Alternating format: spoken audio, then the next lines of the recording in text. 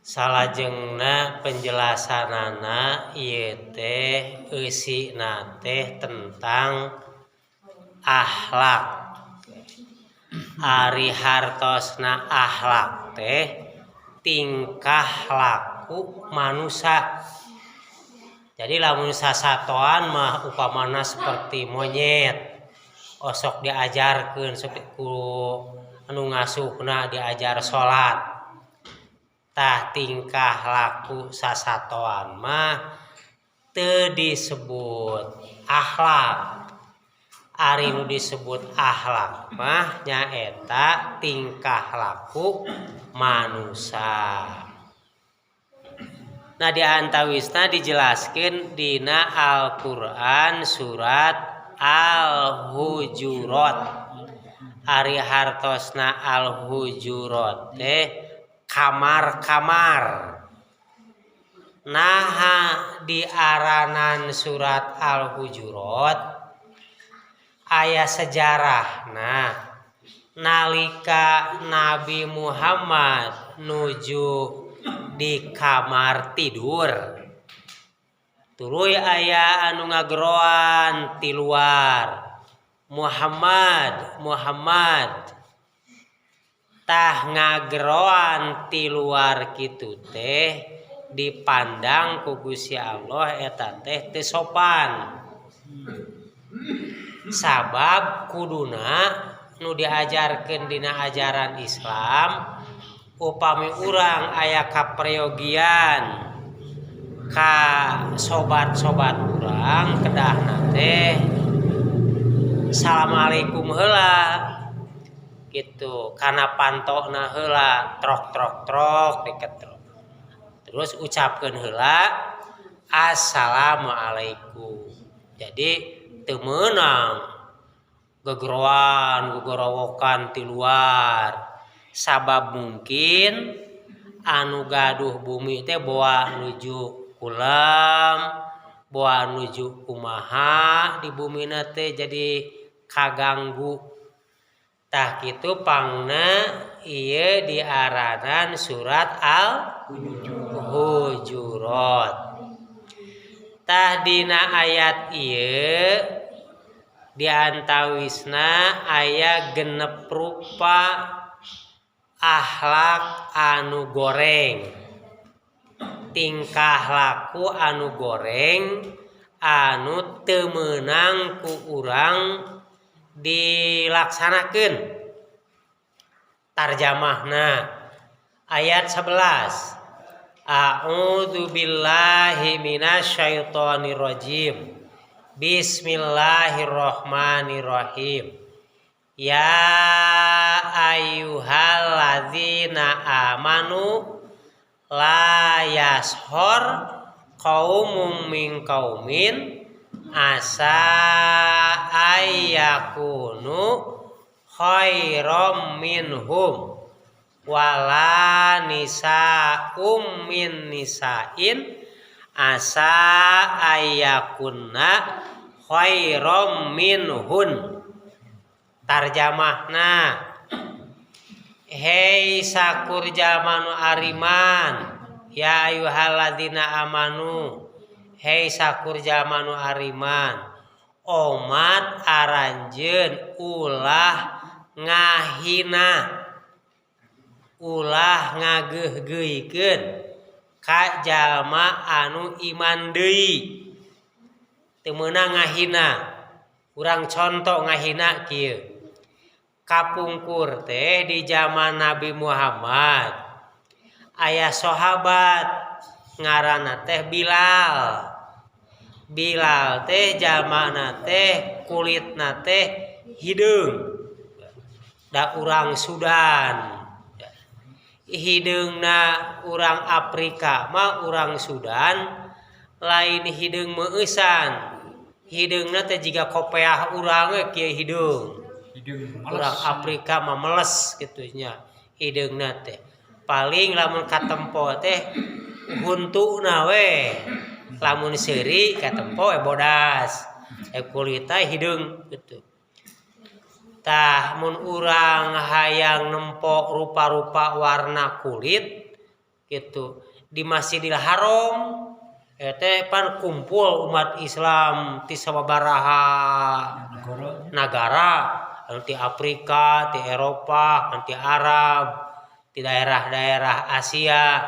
Jadi urang teh bisa nempo pirang-pirang warna kulit. Nah di antarana bangsa ning Sudan, bangsa Afrika, komo takroni mah jangkung gede.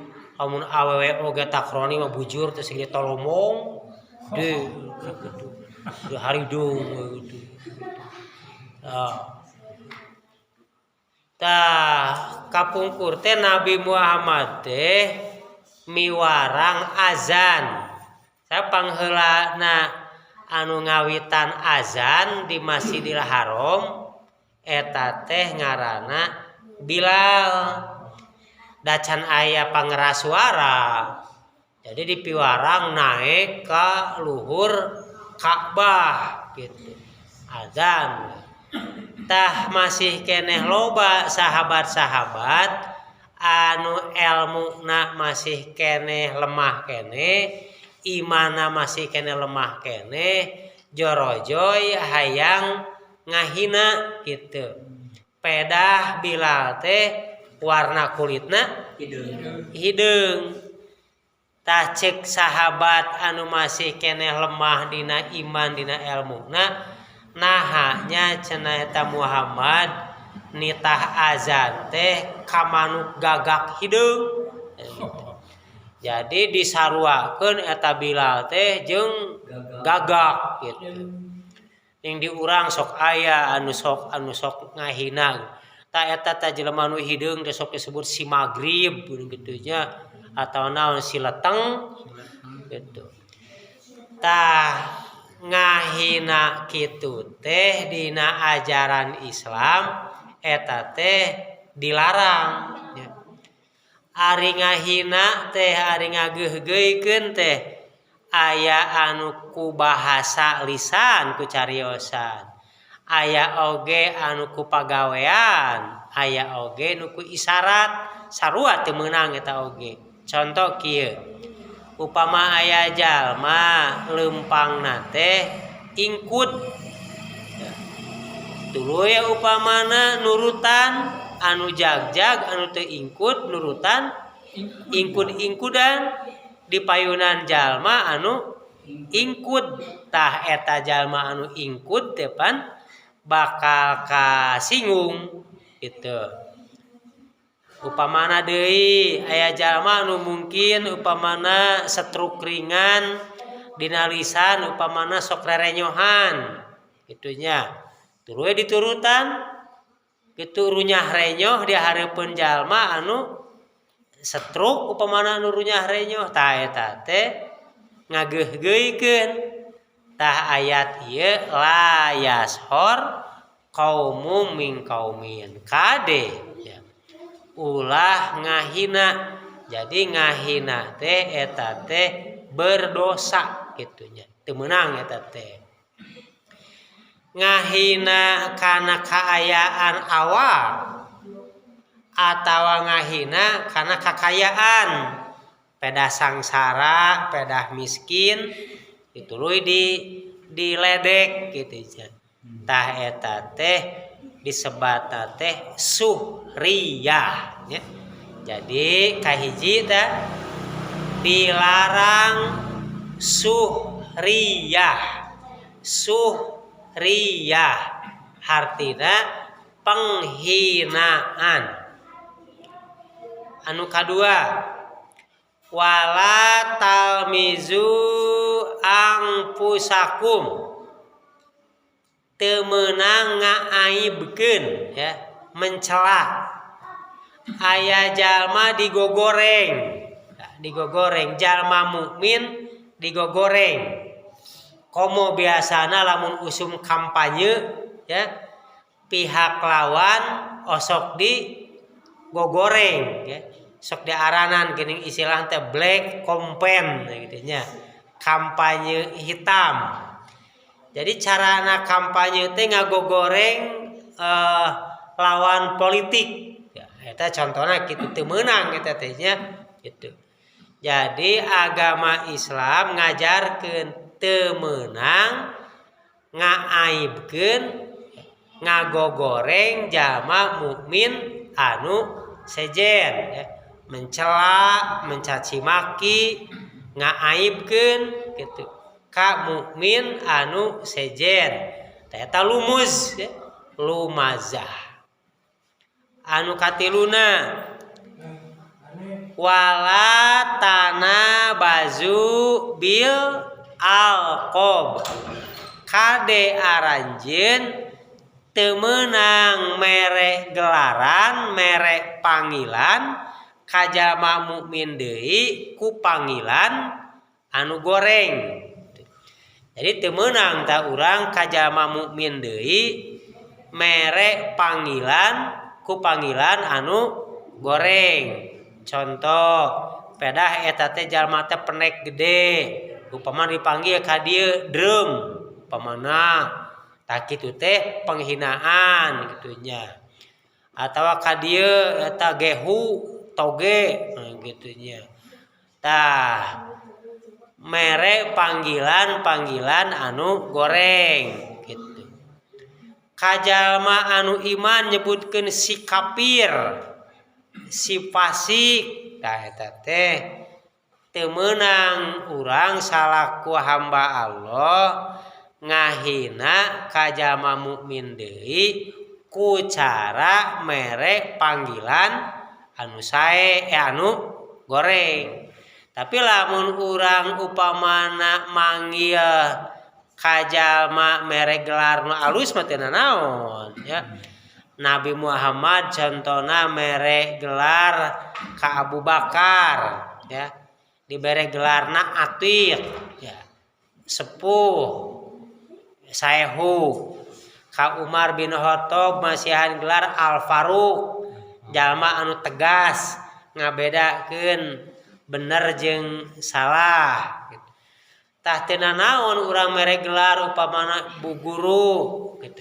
Pak Guru, Pak Ustad, si Kasep, si Ganteng, si Soleh. Eta mah masihan gelar-gelar anu sae mah teu nanaon eta mah. Si urang boga adi, boga incu, boga anak, kade ganteng. Teu nanaon eta mah. Da anu dibere gelarna ge raoseun. Tah anu dilarang teh tanabuz ya. Tanabazu bil alqob. Mere gelar-gelar anu garoreng gitu nya. Gitu. Kadieu kirdun, gitu. Mangkei. Gitu ka jelema nyebutkeun si kirdun, si monyet, si mangki, monyet tah eta mah dilarang teu meunang. Salajengna nu kaopatna dilarang suuzon. Ya ayyuhalladzina amanuj tanibu katsirom minaz zonni inna ba'daz zonni ismun. Hei sakur jalma nu ariman kade aranjeun teu meunang suuzon. Hartina goreng sangka gitu. Pedah upamana urang upamana leulengiteun, leungit duit. Tuluy pedah aya babaturan di harita di dinya bari teu nempo nya kitu nyokotna kana eta duit teh. Langsung we upamana disangka ajigana maca duit teh. Tah ku si eta tah eta teh teu meunang suuzon teh nya gitu. Suuzon goreng sangka. Ya ayyuhalladzina amanu jtanibu katsirom minaz-zonni inna ba'daz-zonni ismun. Terus kalimana tajasus wala tajassasu, dilarang ngabolekerkeun kaaiban jalma mukmin deui. Apan mungkin diantara urang teh aya nu ngabogaan aib ya. Kaaibanana mah rek kaaiban fisik ya. Kaaibanana mah kaaiban akhlak. Tah ulah osok dibeja-beja gitu nya. Kaaiban kagorengan babaturan urang sobat urang teu meunang dibeja-beja, teu meunang diuar-uar. Tah eta teh tajasus ya. Wala tajassasu dilarang ya. Teu meunang aranjeun ngabolekerkeun ngabeja-beja kaaiban kagorengan sobat-sobat urang. Teu meunang tajasus wala tajassasu. Nu kagenepna wala yaghtab ba'dukum ba'do. Dilarang aranjeun ngalakukeun gibah. Gibah. Ai hartina gibah teh dina bahasa Indonesia mah menggunjing ya. Nyaeta ngabahas kagorengan dulur-dulur menggunjing. Bahasa Sunda mah aya disebutna teh ngupat ya. Jadi ngupat teh teu meunang. Anu meunang mah ngupat tahu, eta mah meunang nya. Ngupat tahu atau kupat ditambah opor, eta mah raos kerek lebaran ya ya. Aya kupat tahu, aya kupat ditambah opor. Tah ari dina paribahasa mah di urang aya bahasa Indonesia na menggunjing urang di urang sok aya disebut ngupat gitu nya.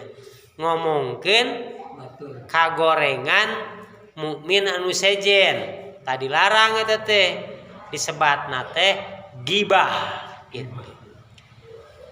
Aya deui anu leuwih-leuwih ti gibah nya. Ari hartina gibah mah ngomongkeun kaaiban kagorengan jalma anu sejen mukmin anu sejen bari eta nu diomongkeun teh bener ngalakukeun kaaiban ya. Cacakan manehna bener ngalakukeun kaaiban tah urang teu meunang dina menggunjing dina ngupat. Cacakan manehna bener ngalakukeun aib. Aya deui nu leuwih luhur tibatan eta disebatna teh ibki.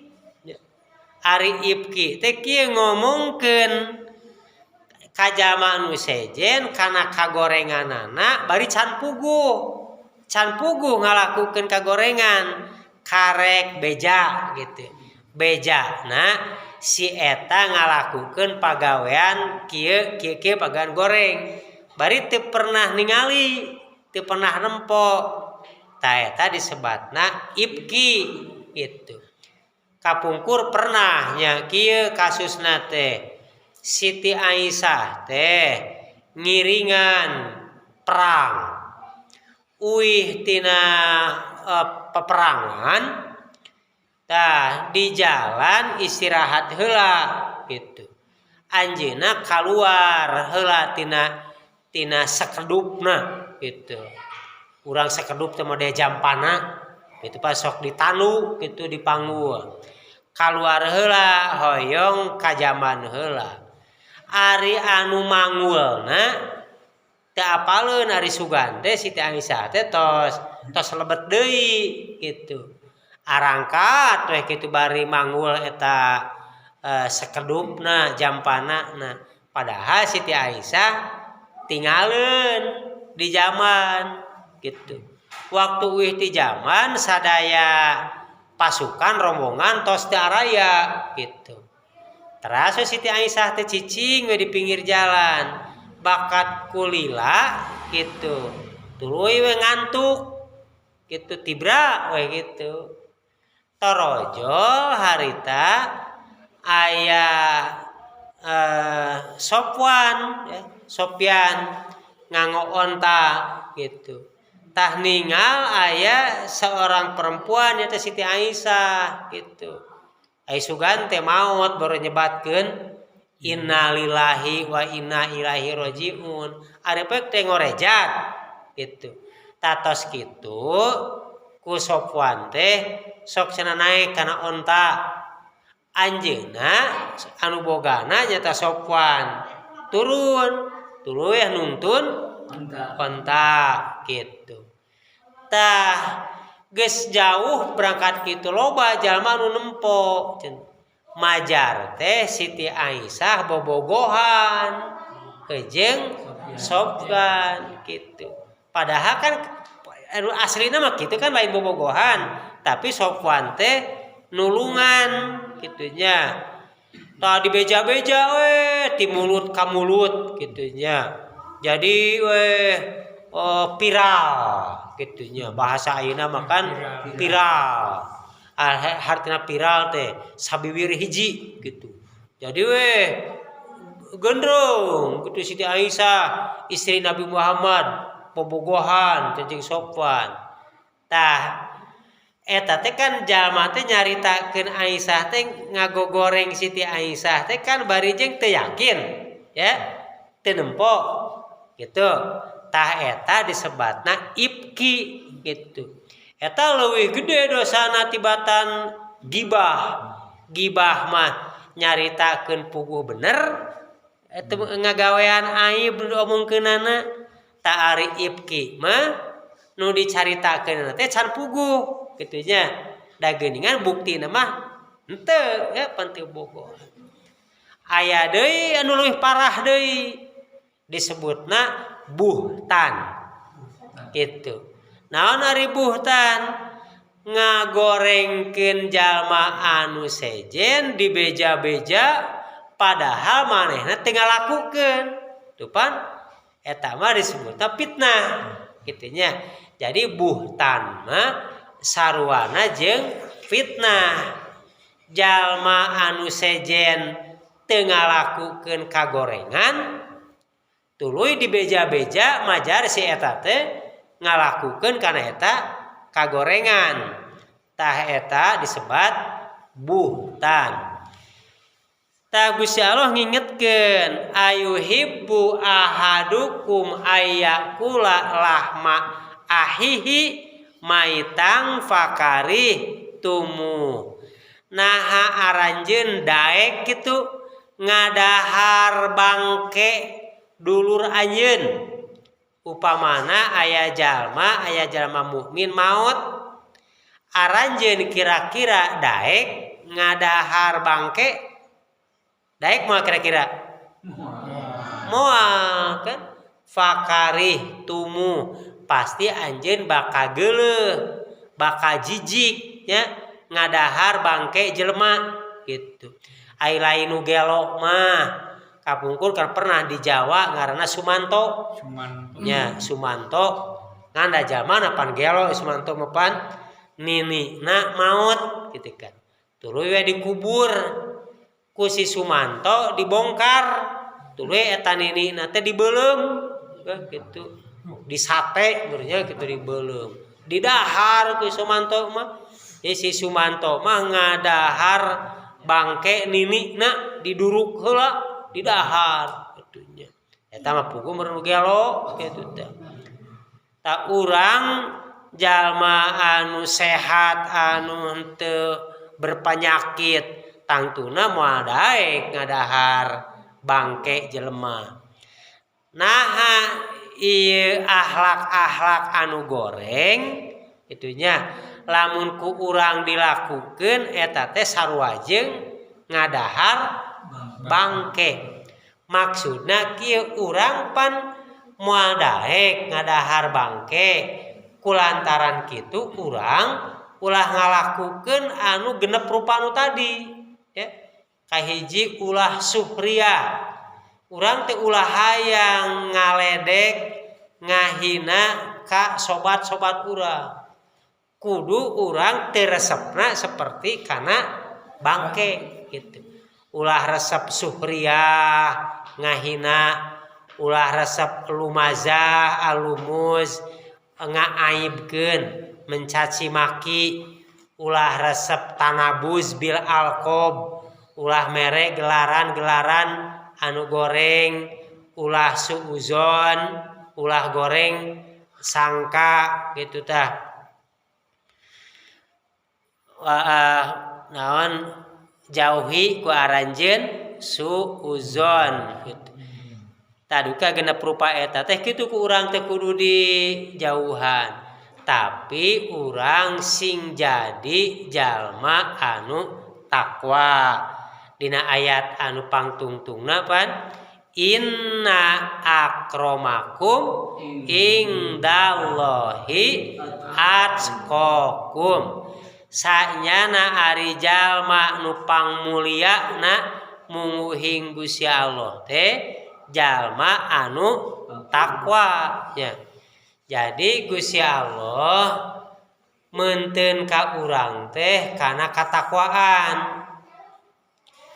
Rasulullah ngajelaskeun tentang ayat ieu masalah tentang priyogina urang ngapimilik akhlak alus ulah ngabogaan akhlak anu goreng. Hadis diantawisna cek Rasulullah teh innallaha la yanzuru ila suwarikum wala ila amwalikum walaki yang duru ila kulubikum wa a'malikum. Hartina Gusti Allah mah da moal meunteun kana rupa. Depan tadi makan salah sayo sahabat anu masih keneh imana ipis keneh kan nempo Bilal teh ngahina pedah warna kulitna hideung. Tah Gusti Allah moal meunteun kana kasepna kana geulisna kana warna kulitna ya. Innallaha la yanzuru ila suwarikum moal dipeunteun eta mah wala ila amwalikum jeung moal dipeunteun kakayaan. Gusti Allah moal meunteun kakayaan nu beunghar jeung anu fakir henteu sugan anu beunghar dipeunteun leuwih alus. Ta Allah mah moal meunteun kana kakayaan. Tapi nu dipeunteun ku Gusti Allah mah kulubikum hate ya, kasolehan hate. Jadi urang teh nu kudu dipiara teh kasolehan hate. Pangheulana anu bakal dipariksa teh dina diri urang teh hate ya. Gusti Allah bakal meunteun kana hate. Jadi urang teh kudu ngabogaan qalbun sholih. Hate anu sae. Naon deui salian ti hate anu dipeunteun a'malikum amal-amal aranjeun. Ta dua perkara dipeunteun teh ya. Kulubikum wa a'malikum hate jeung amal gitu. Bahkan leuwih diperjelas cek Rasulullah teh moal meunteun kana ahsab moal meunteun kana ansab. Maksudna moal meunteun kana katurunan menak jeung lain menakna. Panu urang sok aya istilah ieu mah turunan menak ya. Turunan darah biru gitu. Cenah keluarga urang mah ulah sok hayang ka turunan si anu eta mah turunan menak. Aya bahkan dibalikeun apan cenah urang mah turunan menak ulah nikah katurunan anu lain turunan menak kayak gitu nya. Tah Gusti Allah teh moal meunteun kana ahsab moal meunteun kana ansab moal meunteun kana kahormatan turunan pada turunan Raden turunan menak moal dipeunteun kitu kitunya. Moal meunteun kana masalah kerabat kitunya. Cenah urang Sunda mah ulah nikah ka urang Jawa kitunya. Nu nepikeun ka kitu-kitu kan baratoma nya. Baratoma Jawa ulah ka Sunda Sunda ulah ka Jawa kitu ja. Sok dikitu-kitu. Tah sadayana sanyana kabeh jalma teh erek urang nagara mana bae oge erek kulitna hideung jeung bodas jeung sabangsana kabeh oge eta teh saturunan nyaeta turunan Nabi Adam jeung Siti Hawa. Jadi teu aya kaunggulan urang Arab dibanding bangsa nu sejen. Teu aya unggulna upamana bangsa Eropah jeung bangsa Asia. Teu aya unggulna bangsa Amerika di bangsa Afrika gitu. Sarua tiap suku bangsanya kitu da kabeh oge gitu. Kabeh oge turunan saturunan ti Nabi Adam jeung Siti Hawa. Tah anu penting nama erek urang mana bae nu dipeunteun ku Gusti Allah teh hate jeung amal. Singkat nama urang teh kudu jadi jalma anu takwa. Inna akramakum indallahi atqakum. Saestuna anu paling mulia mungguhing Gusti Allah eta teh jalma anu pang takwana. Tah sakitu penjelasanana. Tah ayeuna urang diulang deui, urang dibaca deui sakali deui. Sakali deui urang sasarengan maca Al-Qur'an surat Al-Hujurat ayat 11 dugi ka ayat 13.